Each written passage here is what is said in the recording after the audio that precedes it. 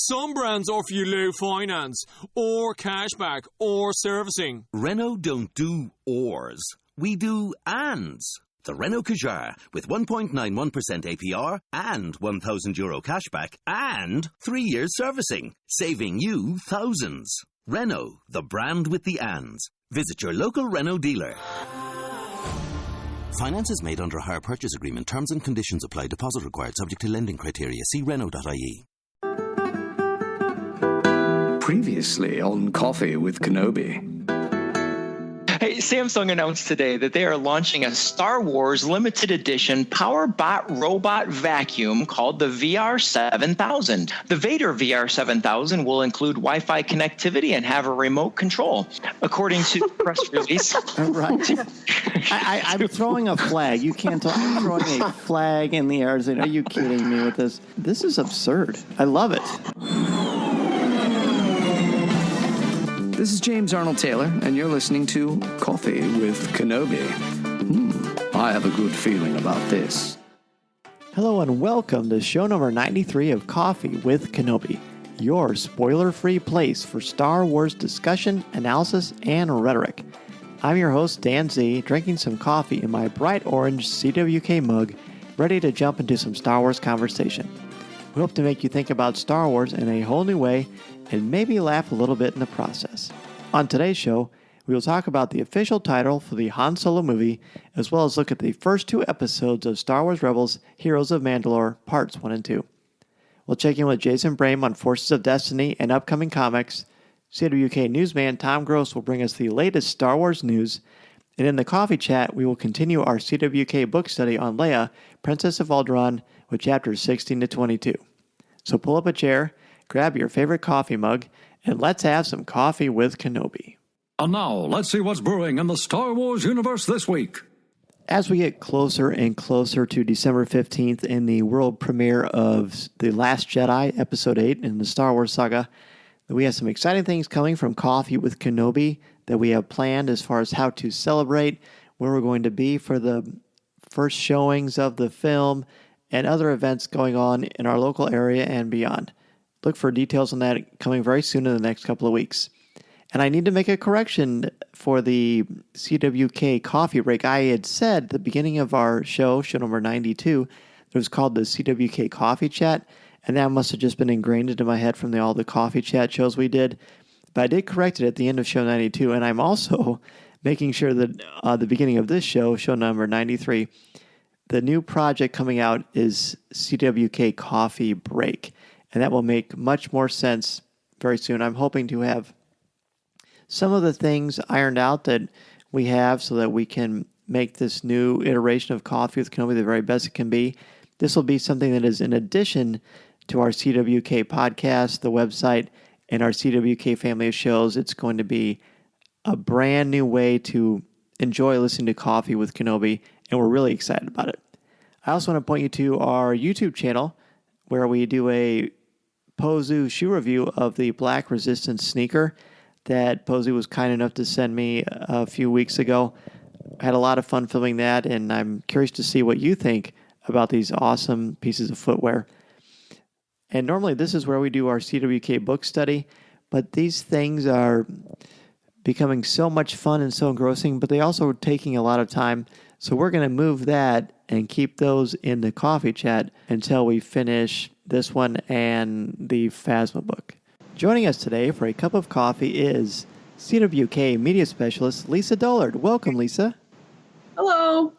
It is so awesome to have you on the show. In fact, I was telling Tom today that you were going to be on. He was like, oh, really? I think a lot of people are going to be really excited because they know you so well from Twitter and all the amazing things you do on the website. So it's cool to have you on the show. Oh, thank you very much. You bet. You bet. You are appreciated, as is our next guest. Now, this is his third appearance on the show, but the other 2 have been live shows for Star Wars Reads Day. I'm talking, of course, about the owner of Zeke's Comics and Games, Zach Kalina. Welcome, Zach. Thank you, sir. Thank you for having me. You bet, man. You bet. And it's kind of been a running joke every time I come in to pick up my books. You say, when am I coming on again? Yeah, well, busy man, small business, Small business, but a great business, which we'll talk about that a little bit later. So this was a huge week for Star Wars because we got the answer to the seemingly unanswerable question, what is the title of the untitled Han Solo movie? And we get our title. It is Solo, a Star Wars story. Now, before you both weigh in, I did a poll on Twitter for this on our Coffee with Kenobi page, and I just wanted to see what the buzz will be like. And it was a decent amount of people who answered. We had, 104 votes. And the three options were, I love it, cool but anticlimactic, or I waited for this. Which do you think won? B. I think I waited for this. B is correct. I love it was 19%. Cool but anticlimactic was 56%. And I waited for this was 25%. Now, it sounds like, am I right, Lisa, that you guessed the one that you voted for? Yeah. Okay. It was cool, but anticlimactic. Okay, tell me why, because it sounds like, because I voted I love it, and Zach, I'm guessing, voted I waited for this.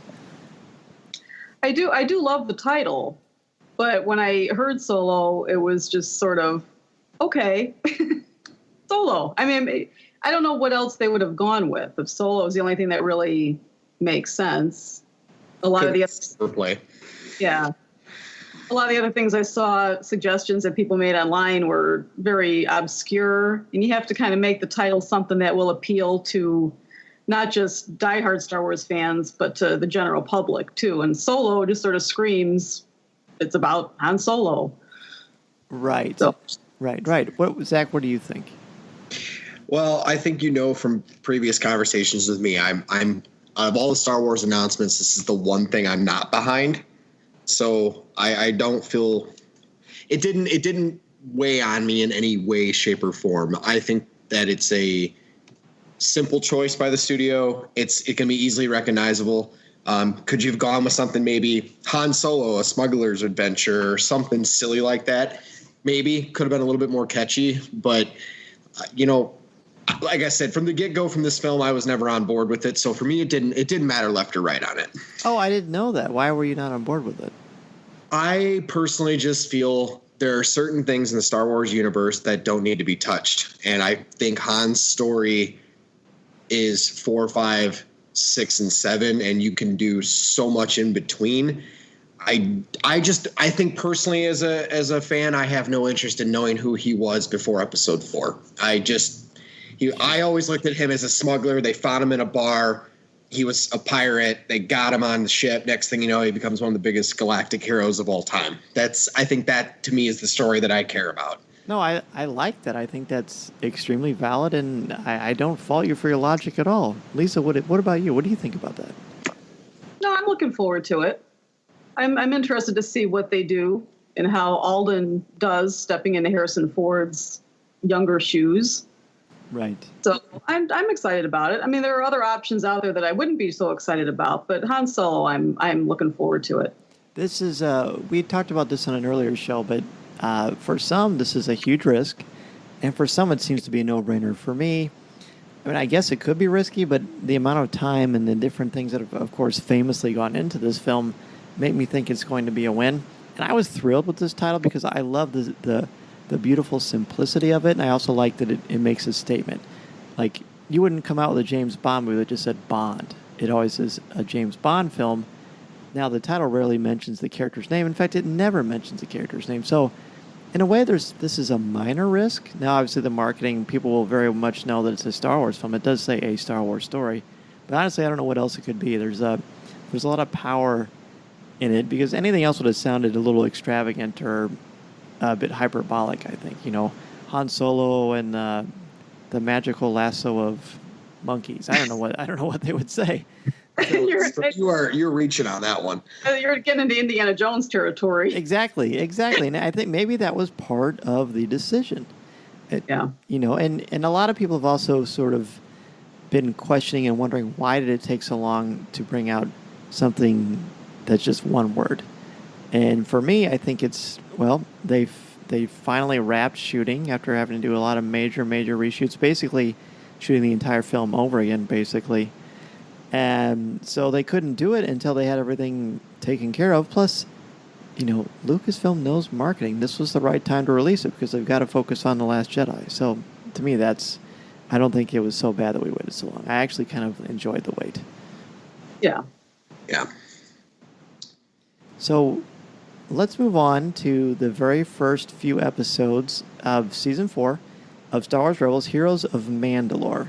Now, before we jump into this, I'm going to read an email we got from a listener's name. He just wrote his name as Shay, and he said, I love how this episode showed Kanan finally free from the depression that had been hanging over him since the beginning of Season 3. Don't get me wrong, we got some great moments from him last season, and he really grew in his trust and use of the Force because of everything he went through. But it always saddened me how reserved and drawn in he acted, even as he progressed past his initial fears and doubts caused by his new blindness. He acted so solemn all of the time. While it's good to see him begin to see some of that wise old master air about him as he deepened his connections to the Force, the showiness and sass he always carried with him throughout the first 2 seasons were what made him, many of us, love him so much. Heroes of Mandalore gave us a great balance between these 2 personalities. Though he still thinks deeply about everything he does, and is often the voice of reason among the team, we also saw a bit of that old cowboy Jedi way peeking back in. His amazing jumps and saber moves through the battle scenes, his occasional smart replies to the Imperials, and that lightness in his tone when things were a little less intense, all made me so happy to see him finally coming back. Maybe one of the best examples of this was his conversation with Hera early on in the episode. Although short, you could quickly pick up on the teasing, not quite flirting, thing he was doing that we haven't seen from him in a long time. And I also love the lighthearted moments with Ezra. I think a lot of people are trying to pass those off and roll their eyes at him because they think they were goofy or cheesy, but I personally love finally seeing a little more silliness around when many times in Season 3 the heaviness of everything going on made it feel almost hard to breathe. Well, Shay, thank you for that. A very good opening to this conversation. The first episode of this I saw at Celebration Orlando, and it was the Kanan part, along with the very, very end of the first episode, that stood out to me the most. Lisa, what about you? Oh, the Kanan and Hera, definitely. I love that. Kanan's my favorite character on Star Wars Rebels, and it was really nice to see him sort of seem lighter this season, Yeah. in the opening episode. It seemed a little bit lighter. He was, like the email said, he was a little flirty, a little teasy with Hera, and, it was nice to see that. It was a nice way to start off. The episode as a whole, the 2 episodes, were a good way, I think, to start off the season, which I think is going to get pretty dark. I do too. Pretty quickly. So this was a nice, light sort of entry into Season 4. Oh, I agree. And the thing about this with Kanan, at least in the first episode, I really like that he seems in control. And we haven't really seen that. He doesn't seem as... I don't really ever seem anxious, but you could always tell there was a part of him that was a little concerned about what was going to happen because of what he went through, through Order 66. And then he had a Padawan and lost his sight. And when he lost his sight, it seems like he was able to maintain a little more inner focus, very much like a blind samurai would be. So that was cool. But probably the highlight of these first 2 episodes is Sabine. We waited a very long time to see what makes her tick. And I think these 2 episodes really flesh her out and show you what kind of a leader and what kind of a person she is. Oh, absolutely. Now, how are you on Mandalorian culture? What do you think about Mandalore? I'm not a big Mandalorian fan. I don't dislike the Mandalorians, but they're not my thing. But I do like the way that they've brought Sabine, her background and her culture into this arc that they've done over the last 2 seasons. I think her character has grown so much. And I've come to appreciate the Mandalorians probably a little bit more watching Sabine grow. Sure. I agree. In fact, that's pretty much exactly how I feel about it, too. I mean, I've always been sort of ambivalent to them. I know that Mandalorians have a huge following because of Boba Fett primarily and the Mandalorian mercs. So I appreciate it, and I like learning more about it. But I think Sabine is by far the most interesting Mandalorian, as is Bo-Katan, of course, and she has some really nice moments. We won't spoil anything here. And I also want to be clear that, of course, Rebels Reactions with Aaron Harris as the host is where they do the really deep dives in the Rebels, so be sure to download that one because it should be coming out very soon. But there's a lot to like. Now, Zach, how are you on Boba Fett? What do you think of him? Of Boba Fett? And Mandalorians in general. Well, I mean, most of my Mandalorian knowledge was thrown away in the expanded universe, and most of it I had ever known was during the Knights of the Old Republic video game era. But Boba Fett in general has always been a character that I think that most of the audience just wants to know more of, because you don't get much with them. You get a few scenes. If you buy the extended edition DVDs, you get a few, a little bit more tidbits with him.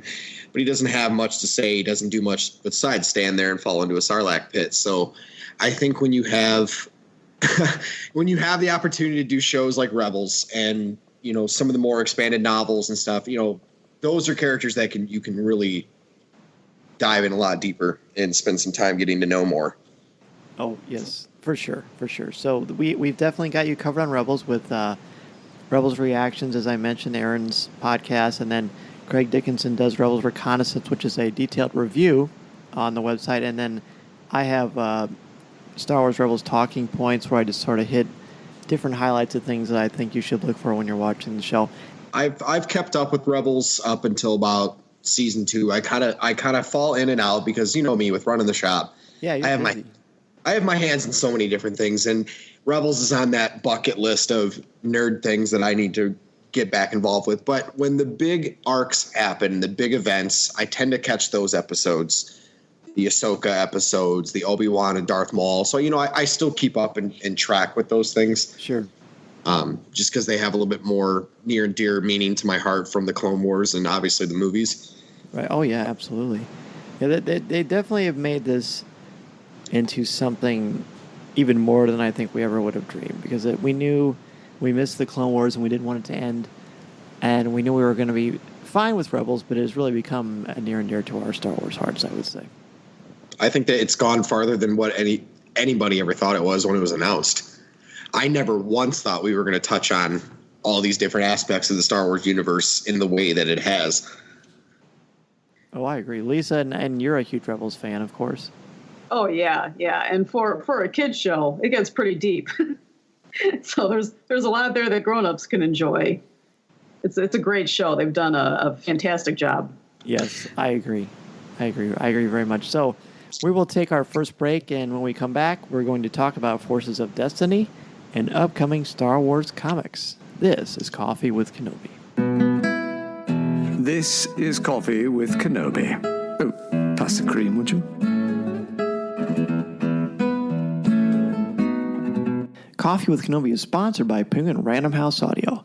Looking to catch up on the latest Star Wars books? Try listening to them on audio. Featuring sound effects and music directly from the movies, Star Wars audiobooks are the definitive listening experience. From brand new audiobooks such as Phasma and Battlefront 2 Inferno Squad to our blockbuster movie tie-in editions, you'll have plenty to keep you entertained. Visit penguinrandomhouseaudio.com/Star Wars for sample clips and to start listening now. Coffee with Kenobi is also sponsored by the Star Wars Digital Card Trader Collecting app from Topps. If you love Star Wars and love the excitement of chasing your favorite Star Wars collectibles, the Star Wars Digital Card Trader Collecting app from Topps is for you. Download the free app from iTunes or Google Play and collect your favorite images from the classic 1977 Star Wars cards to the Clone Wars, Star Wars Rebels, The Force Awakens, Rogue One, The Last Jedi, and much more. Collect and trade with friends new and old through the Star Wars Digital Card Trader Collecting app from Topps. These are the cards you're looking for. And if you're finding yourself thinking, how can I help Coffee with Kenobi out? I really like this show and I want to do my part. Well, we appreciate that and we appreciate you. And one of the ways you can do that is to be a CWK Patreon contributor. And I want to give a special shout out right now to our CWK Patreon contributors, including Tyler Wiggins, Ben Elkington, Dennis Keithley, Angela Souse, Aaron Harris, Jason Hall, Mediocre Jedi, Connie Shee, Terry Lee, BJ Smith, Nick Deco, Adam Leonard, Jim Capron, Mark Suter, Mike Audette, Eric Struthers, Jared Cantor, and Swara Sala. The Patreon page is something that helps us out in a lot of ways, including producing our show and distributing it through the RSS feed, which is how you send your show to different podcast catchers like iTunes and Google Play, etc. It also helps with the equipment and the upkeep. In fact, I just had to buy a new microphone recently because the last one I had crashed. So thanks to CWK's Patreon contributors, that was a lot easier for me to make that happen. And I thank you all so much for that. If you contribute, because there are different levels you can contribute, and there are different rewards that come with this, for $5 or more a month, you can get a special mention on the show like you just heard, and we will follow you on social media. And you also become a member of the CWK Discord community, which is basically a message board that's exclusive to just our CWK Patreon contributors. For $10 a month or more, you also have the same things I just mentioned. Plus, you can set up your own Discord text channels, and you get more insights and different access to different posts that we have. 35 more a month, 50 a month, and more. The contributions go on and on, but the more you contribute, the more opportunities you have. You can get coffee mugs, CWK T-shirts. You can also, by the way, get a chance to co-host a show with us, depending on how much you contribute. And be sure to check out our webpage and go to the Patreon page to see the incentives and see the opportunities for you, because, as I mentioned, you can not only host the show with me, but you could do it one time, twice in 1 month, or you could do the entire month, all 4 shows with me in 1 month and another guest host. And that's really fun. One of the best things about the show is being able to meet and talk with and converse with each of you. And this is one way to guarantee that's going to happen. So be sure to check out our links on the webpage or the show notes for more information. We're back, and it is time to bring Jason Brame back to the show. Jason, welcome back. What do you have for us from Star Wars canon? It's always a pleasure to be here. My once-a-month cameo appearance on the Coffee with Kenobi is something I look forward to. But, it's Star Wars canon realm has been very interesting. I think we're all looking forward to The Last Jedi coming out. So in terms of grandiose, exciting things happening, I think that's what we're looking forward to. But we can't remiss that beginning of the month, we had the release of 4 new shorts from the Forces of Destiny series over the YouTube. We got 4 more coming out at the end of the month, which I'm always excited about these. And if I can take a moment to say, perhaps the coolest one from a canon perspective on this was the Teach You I Will, which was the Yoda, Anakin, Ahsoka one, where she's learning how to use her 2 lightsabers. It's actually oh, we might as well explore this. That's kind of cool. I agree. To me, that was my favorite of those 4. Mm-hmm. It's always great when they can use these 2 or 3 minute short featurettes to answer a question or show us something that we've wondered about. And we've talked before on the show, do we really need this much detail? But I think this is something that we were genuinely curious about and wanted to see that there was a time when she had to make the choice to bring in the second saber, and that it wasn't just a natural thing, that she learned to do it. And Yoda and Anakin were both instrumental in that piece. Because that just sort of happens. I believe it was in season 2 of the Clone Wars where she had the 2 blades all of a sudden. And so at least that gives you sort of an idea of where this falls in the timeline. And I'm sure you heard me talking with Sarah Woloski and Jared Cantor about these 4. I wasn't really crazy about the one with Han Solo that took place during the Force Awakens timeline. What did you all think about that one?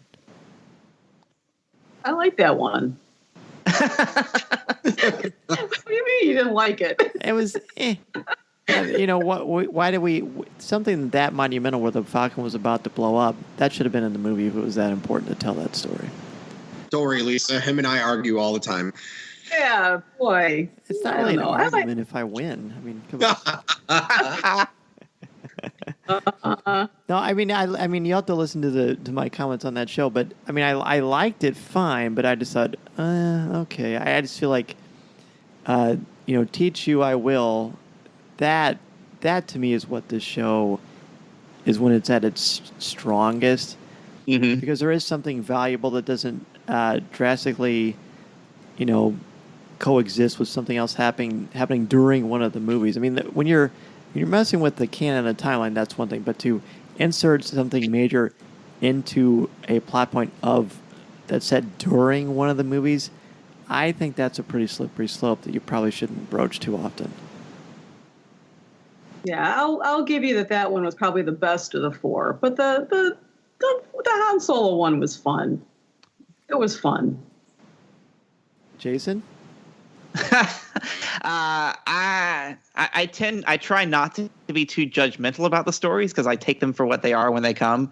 But if I were to venture an opinion, I would have to say that one was the most surprising. I don't want to say unsettling, but it did feel like they do this a lot with the storytelling, right? They try to find a point in the film where they can genuinely insert something that's not going to destroy the whole story. Yeah, collide with anything. And that seemed one of those spots. I personally feel like there's, the Force of Destiny is about the female heroines. I feel like there's more they can do with Rey that they didn't have to mess with that point. Yes, that's what I'm thinking I'm trying to articulate. There you go. Yeah. You're welcome. Well, thank you. That's why you're on the show. I don't know about that, but. So what else is going on? Well, of course, everybody, I think Del Rey has done a very good job of telling everyone that from a certain point of view, which is by far the talk of the novel town right now. But that kicked off an interesting set of books that we're going to be seeing leading up to The Last Jedi and beyond. We've got The Legends of Luke Skywalker. We've got Canto Bight. Two stories, a collection of short stories, and it's really interesting that they've gone back to that medium, the collection of short stories to add color without. I think these are safe for them. These are ways that they can add to something that we're going to see without destroying the narrative. I mean, I'm really looking forward to Legends of Luke Skywalker. I think it's going to be a lot of fiction in fiction. Yes. I don't think we're going to find out too much. I think we're going to read it and then watch the film and say, none of this is actually really true. But I'm intrigued by that idea. And the same with Canto Bight. That feels very much like the Aliens that Landry Q. Walker put out before The Force Awakens. That is one of my favorite books of the new canon. I love how that was designed and orchestrated and plotted out. I thought it was brilliant. So I'm hoping that'll be like that with Canto Bight. But when the Luke Skywalker book comes out early November, right? Last day of October on Halloween. Okay, good. I know Lisa's super excited for that because you're a huge Luke Skywalker fan. Oh yeah, he's my boy. He's gonna be. That's gonna be terrific. I think that's gonna be as Arthurian as anything because of the many different myths of King Arthur, and you never really know which one is the quote correct one. So that's gonna be fun. And that sort of brings us back to what we said before about the Force of Destiny. You can't really do too much because we've only, at this point, as of today's recording, only have one movie to talk about these brand new characters. So they have to be very careful about what they do because obviously they want to save the major stuff for The Last Jedi. Yeah, I mean, as far as Luke Skywalker, we've only seen, we saw his appearance in the Shattered Empire comics and then mentions through a Bloodline, right? And those are really right. And so he's such a mystery. I know they want to keep it that way, and it's really apparent by some of the post Last Jedi stuff that's coming out. Of course, the Storms of Crate is really going to be a great one shot that's coming out a couple weeks after The Last Jedi. Hopefully we'll be able to start telling some of these actual stories of Luke Skywalker post Return of the Jedi that I think we all want to see. I'm pretty, and if I can theorize, I'm expecting an announcement after The Last Jedi that the next animated series from Dave Filoni is going to be about Luke Skywalker. Oh, man. I had never thought I'm just going to put that out there right now. All right. Well, if that's correct. Bold move. that would be amazing. That would be amazing. I think the Luke Skywalker's Jedi Academy is a perfect story realm for him. Ooh. Boy. I don't know whether to scratch my head that you violated our speculation policy or to throw confetti in the air because that sounds awesome. Dan, you've got to speculate sometimes. That's half the fun of being a fan. That's what you keep telling me. And I keep having great conversations that way. I mean, sorry. No, don't be. So on December 15th, we have Chewie and the Porgs. Let's not forget that. Oh, I can't wait for that. That's going to be cute. Lisa, I think that Lisa likes Porgs as much as we all like Pepsi Fire. Is that fair to say? Porgs. I love Porgs. Right? I have a whole bunch of Porgs sitting here looking at me right now. Yeah, Lisa's Instagram has a lot of fun Porg pictures. Oh, man. That is a sentence I've never said in my life. Okay, here we are. I'm addicted to Porg. They're pretty cute. Once they come out and we actually, I mean, it was fun on the Star Wars Topps Digital Card Trader Collecting app. Thank you to our sponsor. They were the first ones to showcase what a Porg sounds like. And then, of course, in the trailer, we got to hear the actual noise of one panicking in the cockpit with Chewbacca. Which, by the way, I've had a lot of people say, Dan, Chewbacca was not CGI in the trailer because Rian Johnson said so. And that is true. But he said that, and that came out on Twitter after we recorded that episode. So I did not have a time machine to edit that out. I still think it looks like CGI, but I mean, I still. What do you think? Do you think it looked like CGI? I didn't really notice anything odd when I watched the trailer. It didn't. Nothing jumped out at me. It just looked like Chewie. Just I don't know. Huh. You got distracted by the Porg. It's like a stylized thing they're going with now for this. Everything looks very crisp, I guess is the way I describe it. Yeah. So it made a lot of people second guess because when you do Star Wars, you have to do CGI. There's no way you can't get around it without using some. But no, I not for 1 second did I go, oh my goodness, that's CGI. No. Really? Even the eyes? Huh. Watch it again and think about that. Try to ignore the cute Porg for 1 second. Maybe the eyes. Yeah, maybe the eyes probably. That wouldn't shock me. That was it. But I mean, it's just all the actor whose name. How do you pronounce his name? Anyone know? It's Jonas is the first name. I'm not going to try the last name, but Jonas is the first name. Okay, yeah. He's a very cool guy, and I mean, taking on that character after following, Peter Mayhew, that's monumental because Peter Mayhew's eyes tell such a story. So for Jonas to take that over and do a wonderful job, I mean, to me it says something that when you see The Force Awakens, at first you don't even realize it's not Peter Mayhew. I think that's great. Mm-hmm. So you alluded to an upcoming comic book. Tell us about that and what else is coming out from comics. And Zach, I want you to weigh in on this as well. Yeah, so of course, with far as The Last Jedi goes, we're currently finishing up the Phasma miniseries right now. Storms of Crate, as well as they just announced DJ is going to be getting a one-shot, who is the Benicio del Toro's character from The Last Jedi. So we'll get a little backstory of him a month after the film.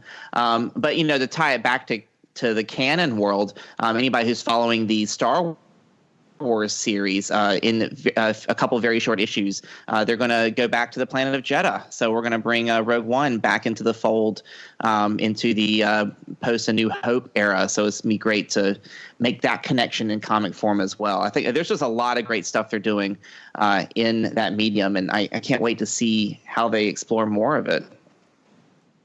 Zach, what's the buzz like around the shop for these titles coming out and just Star Wars comics these days in general? The simplest way to put it is everything that comes out is generally high quality, even if it's not going to advance a lot of, how do I put this? If they can put out a story that if it doesn't even advance much more than a few, quick stories about Han, Luke, Leia, and what have you, they're still high quality. And you can't say that about a lot of comic books because there's sometimes it's okay to have some breathing room when you're reading certain books. But Star Wars has been really pumping out these 4 and 5 part miniseries and these one shots. I know Star Wars is getting a new creative team here next month. And, I've never heard anybody complain about a single Star Wars book. I mean, there's certain ones that people aren't as excited about as another one. But in general, everybody seems to be very, very accepting of it. And personally, somebody like me who never knew anything about Phasma in any regard or any interest have been reading that book and been finding it very, very interesting. Yeah, that book has certainly taken that character in some very interesting ways. Lisa, you love Phasma as well, I know. How do you like the comic book series? I haven't read it yet. I fall a little bit behind. I have them. I fall a little bit behind on my comic book reading though. But I did read the book, Phasma. Right. And so That counts? What did you think of that? Your review as well as the review from a certain point of view are certainly available on coffeewithkenobi.com and are excellent, by the way. Thank you. Yeah, I like Phasma. I do. I think the book did a really nice job of it didn't go in the way that I thought it was going to go. It was kind of a surprising story. It wasn't, her origin story was unusual, but I enjoyed it. I thought it really gave a lot of depth to her character, explained a lot of maybe her motivations in The Force Awakens for why she sort of rolled over a little easily there with dropping the shields and stuff. She's kind of in it for herself, not necessarily the First Order, but yeah, I think Phasma's. I think she's cool. Gwendolyn Christie helps a great deal too because she's pretty awesome. Yeah. Sure. So do we have any idea what's going to be coming out shortly after The Last Jedi? In terms of anything? Just comics. Because Zach, you had mentioned something that is in a catalog that you have. Well, my catalog, I mean, we only get to know up till December, and pretty much with Storm's Crate, the Darth Vader run, Afra's still running. We have Mace Windu is wrapping up, which means that they'll be getting primed to probably announce anywhere between 1 to 3 new titles, usually in between their one-shots and stuff. I did see something that's not in the next couple months, but it is going out next year.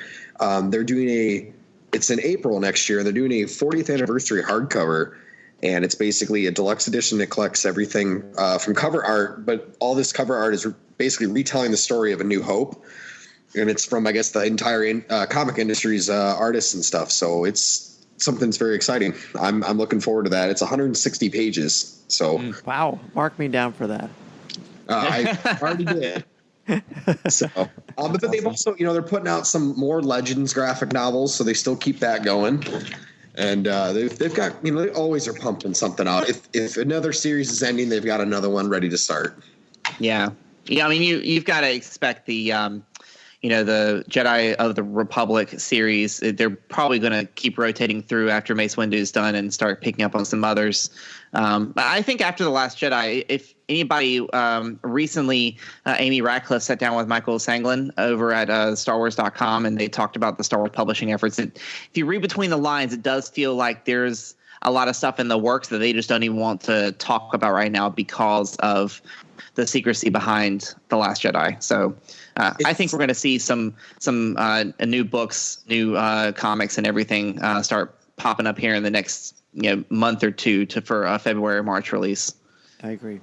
They play it close to the chest. They really do.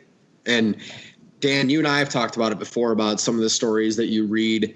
You only get just enough to kind of be interested about. But I've often said about a lot of their books right now is I don't think anything opens up until episode 9's over with. And they just, right now, they have to keep everything to the vest because we just don't know where we're going to end. Well, I agree. And thank goodness, because that's where you're going to really see the meat. And I think that's why we're still really mining the original trilogy quite a bit. I mean, obviously, that's where most of the love for Star Wars comes from, or definitely where it originated from. There's no disputing that part of it. So yeah, once episode 9 comes out, I think that's when we're basically then the floodgates are open and everything is fair game. So we'll see. Well, there are these, it's these large swatches of time that they're not touching because I think they're playing around with. I'm sure they're playing around with plenty of anthology story ideas. And that's the 10 years between episode 1 and 2, the 19 years between 3 and 4. There's some large gaps of time there with characters that they're not touching because I think they want to be able to churn out movies every year for as long as they can do it. Exactly. Yeah, until the box office changes, there's no reason they'll stop. It's the same way with superhero movies right now. Marvel and DC's quality has certainly gone to a whole nother level thanks to Wonder Woman. So It'll be fun to see what happens. Jason, anything you want to plug before we let you go? You can always find me over the Twitter at Star Wars TCE or my YouTube channel, StarWarsTCE.com, and that's where I do most of my canon musings when I'm not involved in, the 1,000 other things I get myself involved in. And please tell us, give a plug for your other podcast too. Oh, yeah. So if you head over to thechancecube.com, we talk about Star Wars Destiny, which is a Star Wars card and dice game. And we've got a great team over there writing blogs and podcasting every week. So if you're a gamer and want to check that out, we take both a casual and competitive approach. So always happy to have new listeners. One of the best card games that's been created in the last 20 years. Wow. I'm not kidding. Because of being in what we do in my industry, and I'm not trying to hold anybody up, but what we do in our industry, it's hard to find something that comes out that can kind of reinvent the wheel a little bit.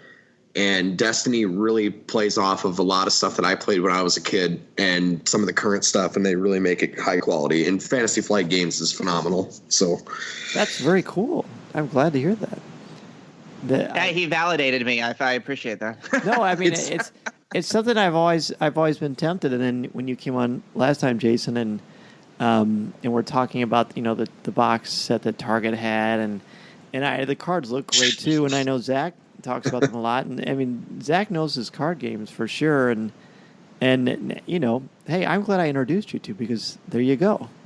It's a phenomenal game. The only thing that anybody negatively could say about it was early on they struggled getting it out to people. But there was such high demand, but every card game goes through that pain. So I can't wait to bring it back into the store. Hopefully we can draw ourselves a good community here. That'd be good. If only you had somebody who could help drum up some business for you. Gosh, I wish I knew a Star Wars podcast that was, that would promote us a little bit. Yeah, Jason, is calling your name. I am always available. We're always happy to support new communities. We will send the Coffee with Kenobi jet, Jason, and you can come on down and play some Forces of Destiny. We have a jet? Yeah. You didn't know that? No, I would have saved so much money if I had known we had a jet. No, it's actually Lisa's jet. She's the one who lets us borrow it, which is really nice of her. Yes, and it is invisible. It's really cool. Oh, thank you. It's called Pug One, right? Isn't that the name? Yes, Pug One. That's good. Oh, man.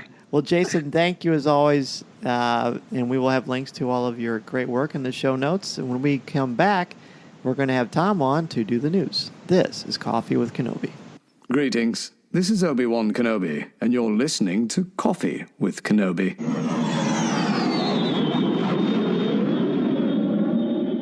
Looking to catch up on the latest Star Wars books? Try listening to them on audio, featuring sound effects, top-notch narrators, and music directly from the movies. Star Wars audiobooks are the definitive listening experience. From Han Solo to C-3PO to Admiral Akbar, you'll recognize all of your favorite characters.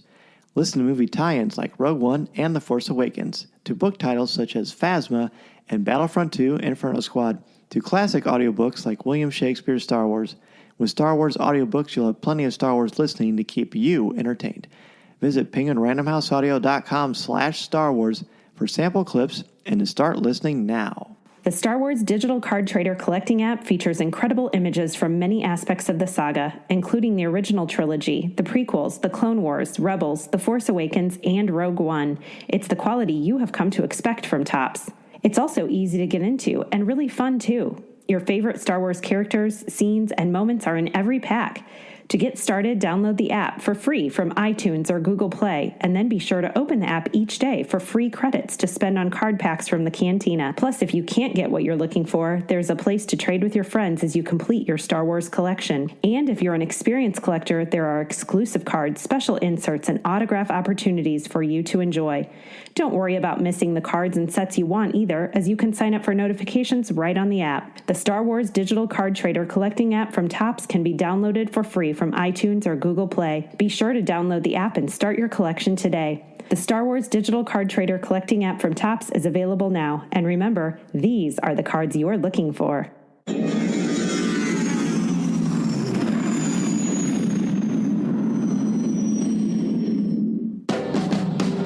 It's news time here at Coffee with Kenobi. And Tom, you've got a myriad of stories for us tonight. What do you have? I do. Star Tours at Disneyland and Disney World has announced that an action sequence based on Star Wars The Last Jedi is set to make its debut.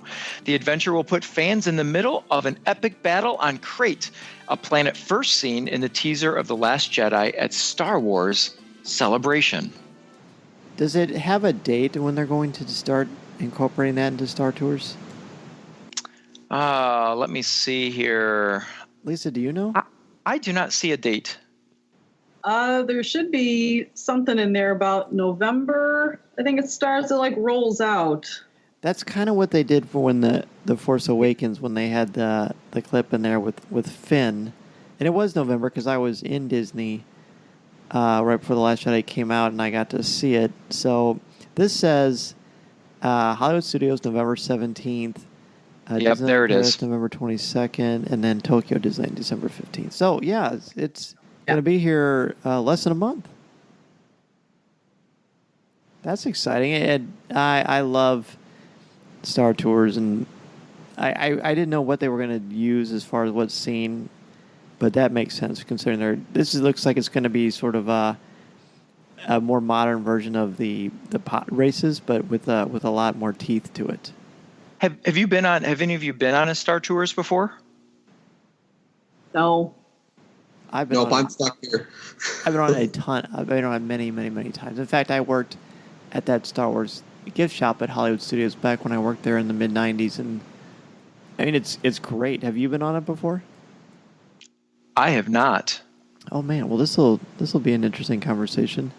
Tell us about it. It's just you're walking through. You walk through. At least the one at Disney World is much more detailed as far as the opening queue.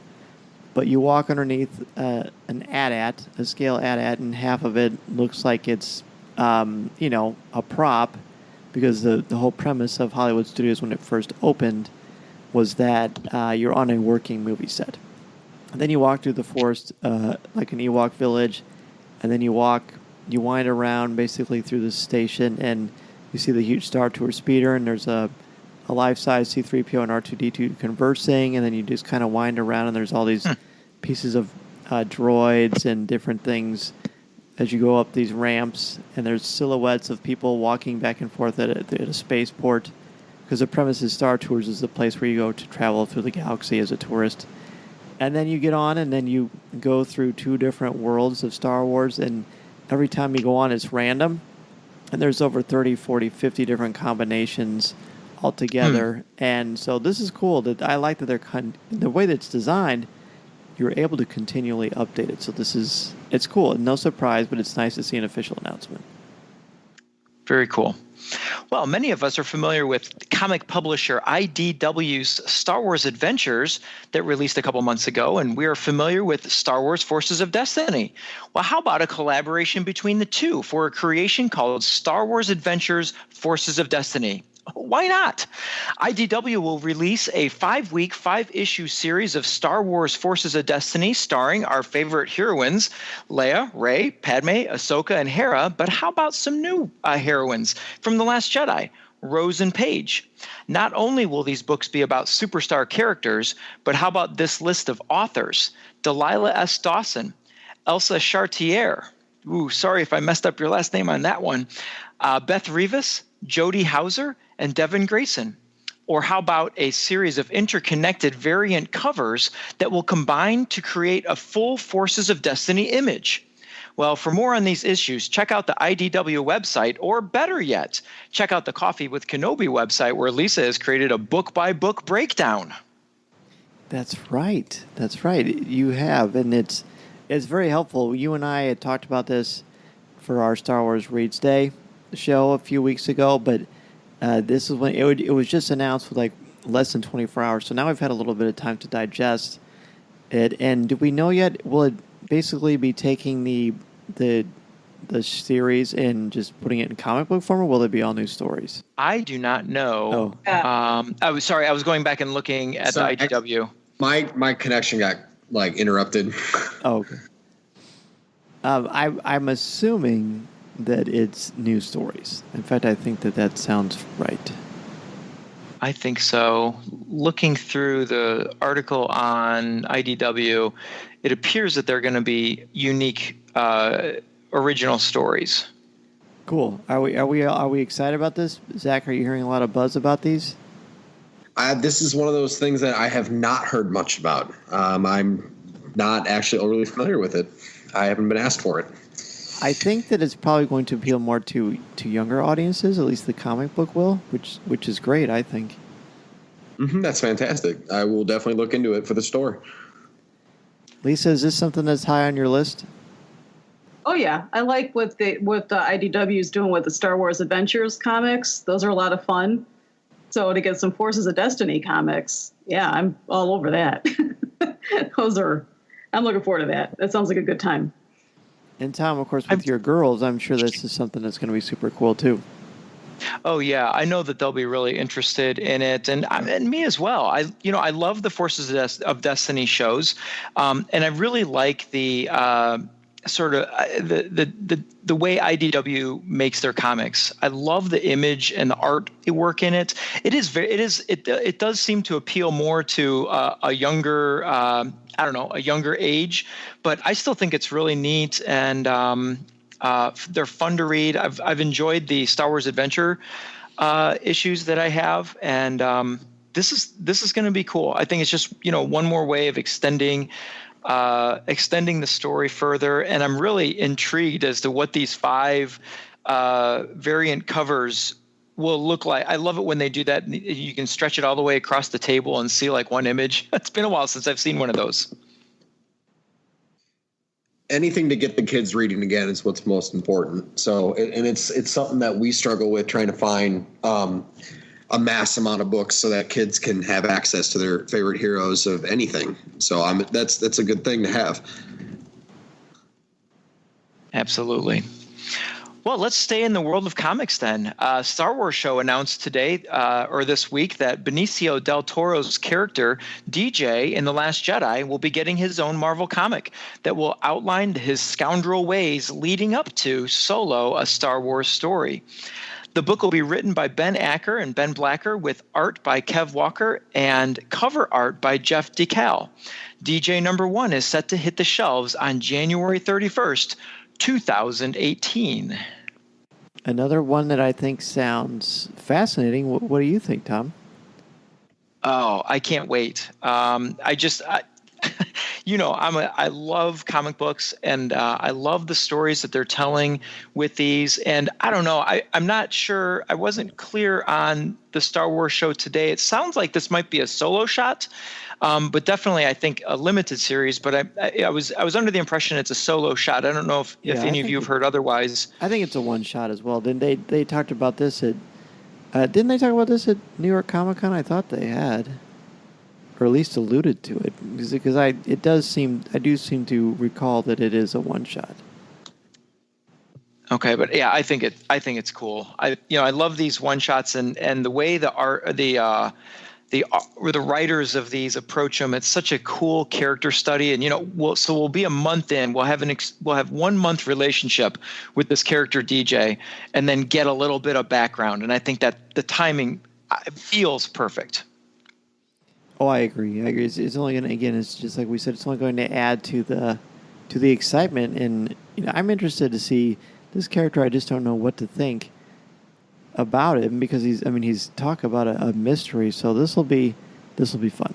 Well, how about we wrap up with a final fun story? It's just around the corner, and StarWars.com's Jennifer Landa has some do-it-yourself costume ideas for kids, including The Last Jedi's BB-9E, a little guy Lando Calrissian outfit, and a Forces of Destiny Leia.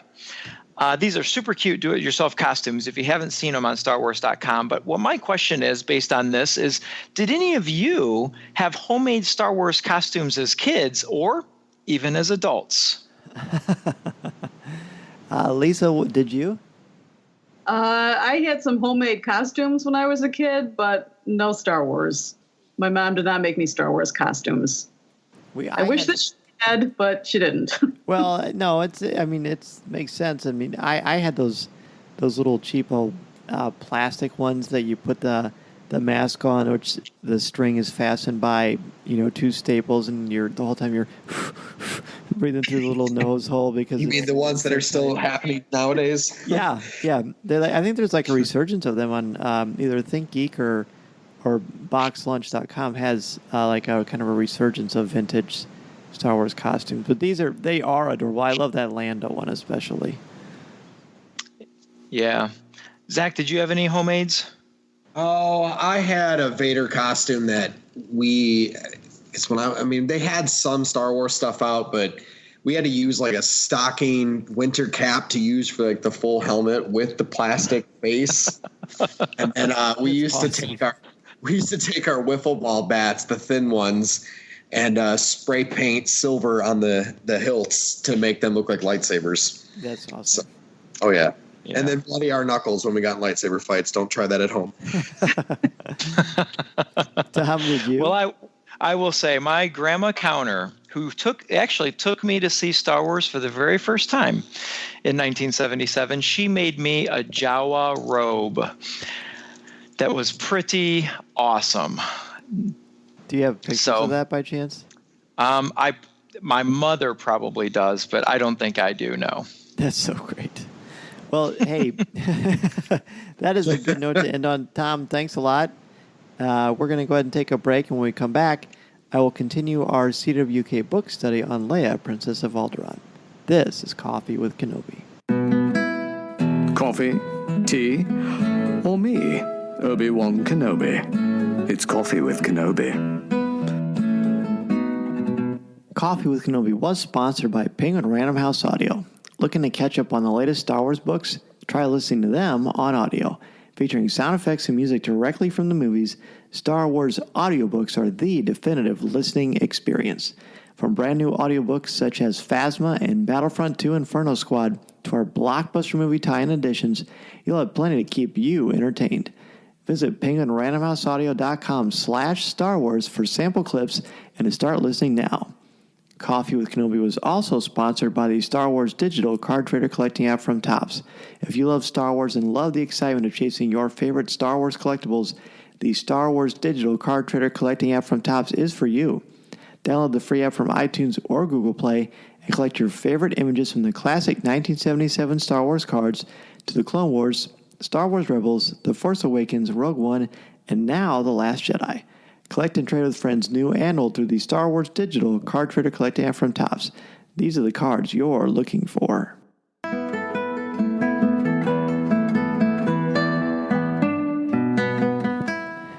On today's Coffee Chat, as I mentioned at the top of the show, we are going to continue the book study for Leia, Princess of Alderaan. Today's chapters 16 to 22. And while these sections don't necessarily have a lot of revelations, they do help us to get closer and closer to where we know Leia is going to be. When we start out early in this section, Mon Mothma and Leia have more than just a quick little interaction. They have kind of a long heart-to-heart. And on page 228, towards the end, Mon Mothma says, "More than anything else, I'm honored that you trusted me with this. The Empire's worked so hard to destroy our faith in one another through the galaxy. Only by daring to reach out will we ever make the allies we need. Maybe someday I'll be one of those allies," Leia said. "You already are." So this is the kind of thing where Leia realizes again, and these signs keep pointing, that she does have something to offer. There are adults that are going to trust her, and that allies are the key. They're totally the key. She can't do this alone. And often in children's literature, and I'm putting this in because it's a young adult novel, and that's a good thing, by the way. I would say I practically prefer young adult novels because I think they are more bold in truths and they're able to educate our youth. And often in these books, you see the kids rebelling against parents, and I don't think that is a direct way of them saying, hey, don't listen to your parents. I think it is saying you must learn to think for yourself, and I think that's strong. So Kira and Leia spy through these little passageways where Brea and Bail are and listen in on their plans. So this is her way of getting him into her inner struggle and turmoil with the Empire and how she should handle this and how she should handle her relationship with her parents. So eventually we find out that Lolette, as we mentioned on the last show, that they were being penalized for not offering fuel to the Empire, and they were being penalized to the extreme. But what they realize is Lolette didn't give them fuel because they didn't have it. So the Empire is very much impossible. I mean, we know this, but they are impossible to deal with. They are punishing planets when they know they didn't do anything wrong, and they know there's nothing they can do about it. This is the height of bullying, quite honestly. So we move on to 235, and this is where Leia kind of realizes what's going on, and she decides, you know what? Let's make a legal code. And she says, what we need to do is recommend new language for the legal code so no other world will make a mistake out of confusion, like Lolette did. The idea of recommending new legal code was novel for most of the apprentice legislatures and exciting, a hint at real authority. Immediately, people began discussing who might draft the language and how they'd present it. Even the ones who wanted to make an example of Lolette were eager to establish a new regulation that would turn their severity into law. And this is the important part right here. It occurred to Leia that Lolette would almost certainly be punished anyway. Whatever new law they proposed would have to be draconian in its harshness, requiring every plan to deplete its own emergency stores at the whim of any Imperial commander who came by, regardless of genuine need. But they bought Lolette a little time, a chance to maybe come up with sources of funding to deal with the eventual penalty. Not much help, but something.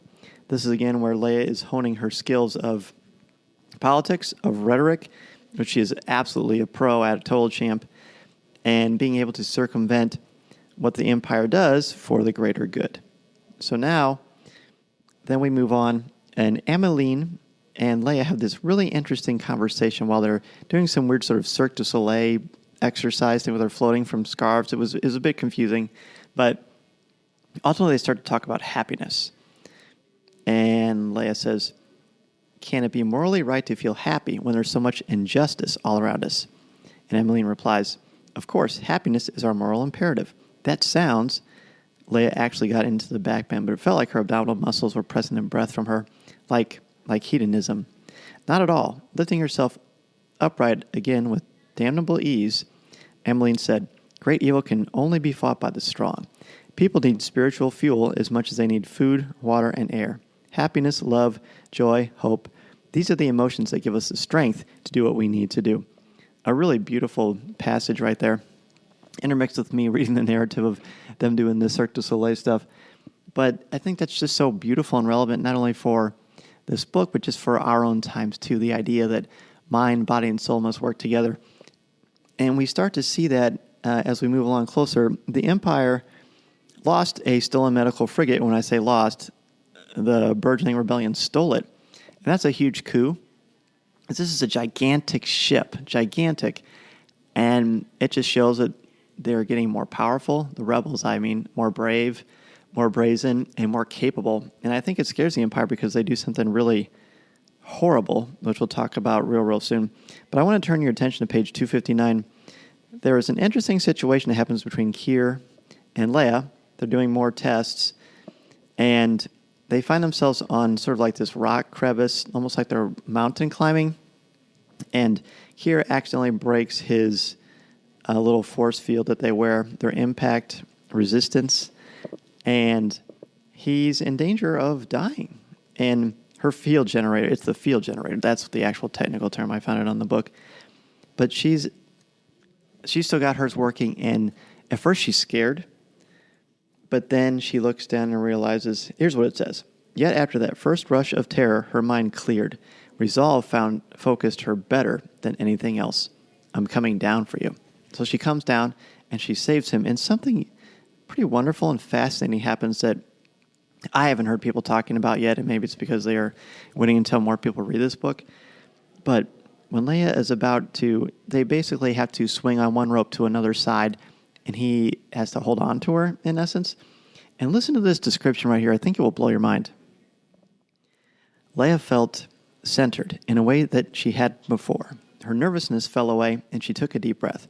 It wasn't just an inhalation. It felt as though she were taking in the sense, the moisture, becoming part of the planet itself. Kira asked, are you sure? Yeah, Leia was surprised at how much she meant it. I have a good feeling about this. Okay. 1. She shut her eyes, breathed in again. It seemed to her she could feel the shape and dimension of the rock around them, that she knew the location of every spar and outcropping as automatically as if they were a part of her. If that doesn't sound like the Force and being in tune with the Force, I don't know what is. And as far as I can recall, this is the first time it's been overtly stated that Leia is in commune with the Force. And I think that's been hinted to and alluded to often, especially in The Empire Strikes Back and Jedi. But this is pretty amazing. And since this is part of the book that's, Journey to the Last Jedi, I wonder what that means. So we'll kind of stop. I don't want to speculate too much, but I think it's really what we're talking about. So then, as I mentioned previously, when the medical frigate was stolen, they decide, you know what, we need to make an example. So Tarkin calls this emergency meeting of the Senate, and he says basically that we think this happened within the planet Christophsis, which people know from the Clone Wars. And this is excerpts of what Tarkin says to everyone. These leaders chose to reward our generosity with rank and gratitude. Therefore, we have made an example of these leaders. I should say former leaders. While the ex-senators and territorial supervisors have been jailed for terms of 4 years or more, the Prime Minister has been tried, convicted, and executed for treason. Furthermore, his home city of Toffin, found to be the center of this activity, has already been pacified. So I don't know how they did that. I mean, we've seen Rogue One. We know what the Death Star can do. But this is like Nazi Germany. I mean, this is eradication. And it's a prelude, a harbinger of what's to come to Alderaan, of course. And speaking of that, Leia and Bail, towards the end of this section, have an interesting conversation where he finally takes her into the fold. Not officially, but you can definitely tell this is where their comfort and trusting one another and him bringing her into this entire thing is starting to happen. He basically says, look, I need you in the apprentice legislature, and she thinks that's a waste. And he says, no, how do you think I've been able to do all these things? I make connections with Mon Mothma in the Senate. The Senate may seem useless, and it doesn't seem as powerful as it used to be because it's not. But that's where you make connections. That's where you make alliances. You need to do the politics within the politics and make friends that will become allies and potential future senators so you can begin to make a difference too. So Leia's got a new mission, and again, embracing this politics in a way never before seen officially, because now she's going to be a full-on rebel, in my opinion. Pretty wonderful stuff. Not a lot that happens, but the things that do happen, I think, pack a punch. There's a little scene where Keir and Leia have their first kiss, and she's all gaga over him. So there's your little romance there. And it's very interesting because I think that's going to show, I mean, this is basically her struggling with this as her deciding, is it okay for me to be happy? And not in a self-mutilating way, but more of a like, I have more responsibility than myself. I got to think of other people, which is heroism and selflessness at its finest. But you can't help but think only Han Solo can help her see that you can have both at the same time, because obviously they are meant to be together. So I wonder what will happen with these two. Obviously, they're not meant to be together, but time will tell. So for our next time, we will read chapters 23 to 29. We are well over halfway in the book, and I definitely want to hear more about what you think. Please send in your thoughts, emails, and ideas about this book, and I will be happy to share them on the next show. So we will take our last break. This is Coffee with Kenobi. Coffee? Tea? Or me, Obi-Wan Kenobi? It's Coffee with Kenobi. Coffee with Kenobi was sponsored by Penguin Random House Audio. Looking to catch up on the latest Star Wars books? Try listening to them on audio. Featuring sound effects and music directly from the movies, Star Wars audiobooks are the definitive listening experience. From brand new audiobooks such as Phasma and Battlefront 2 Inferno Squad to our blockbuster movie tie-in editions, you'll have plenty to keep you entertained. Visit penguinrandomhouseaudio.com/Star Wars for sample clips and to start listening now. Coffee with Kenobi was also sponsored by the Star Wars Digital Card Trader Collecting app from Topps.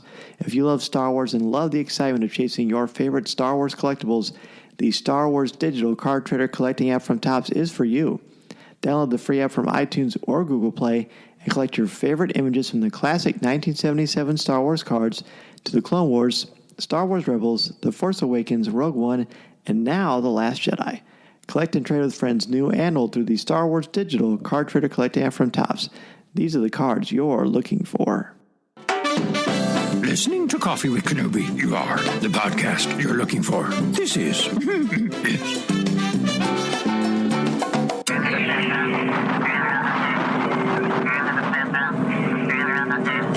Before we get to email, I want to thank our CWK sponsors, Penguin Random House Audio and the Star Wars Digital Card Trader Collecting app from Topps.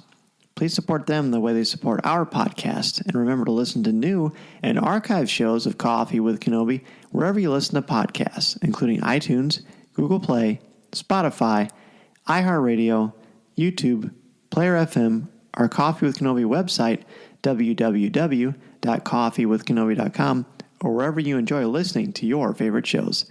And if you listen to the show through iTunes, please leave us a review. We are also on Facebook, Twitter, Instagram, Pinterest, and Tumblr, and would love for you to check us out there.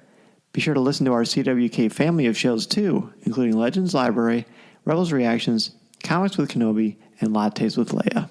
A big thank you to Lisa Dullard and Zach Kalina for joining us today. Where can listeners get in touch with both of you if they want to ask you a question or just say hello? Well, I'm on Twitter and Facebook and Instagram, all under Jedi Pug 1. I'm not very imaginative in my screen names there. Or you can contact me at Lisa D at coffeewithkenobi.com. I also contribute to the websites The Bearded Trio and Geek Universal from time to time. So that's where I'm at. And as we said at the top of the show and throughout, and it just can't be emphasized enough, Lisa is our MVP and a major reason for the success of our show. So it is just so nice to have you on, and I know your CWK family has been excited and looking forward to hearing from you. So thank you again. Oh, thank you for having me, Dan. You bet, anytime. And Zach, what about you? Well, you can check us out on Facebook. Look for Zeke's Comics and Games, Washington, Illinois. We post all the time about the things that we run in the shop, and you can check out all of our different Facebook groups with our various gaming communities. You can also email me at zekescg@hotmail.com if you have any questions. And then you're welcome to check out our website, zekescg.com as well.